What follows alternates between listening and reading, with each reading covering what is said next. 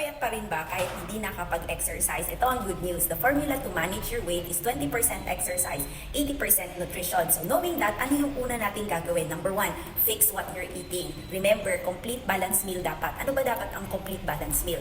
Kailangan sa plato natin merong mga plant-based like veggies and fruits kasi fruits will give you vitamins, minerals para maganda ang immune system, fiber para maglinis ng iyong bituka, para mabilis lumiit ang tiyan kasi pag constipated ka, mahirap din bumaba ang timbang dahil marami sa dumi, dagdag timbang din at dagdag laki ng tiyan. Pangalawa, kailangan na nasa plato mo ay protein. Protein builds muscle, muscle ang para bumilis ang iyong metabolism para din mag-firm ka, reshape ka din. And of course, kasama ang complex carbs. Yes, carbohydrates for energy para habang ikaw ay nagpapapayat, nagre-reshape, hindi ka lantang gulay, hindi ka bugnutin at may energy and focus para makapagtrabaho ka din. So, do you want more tips on how to manage your weight the proper way?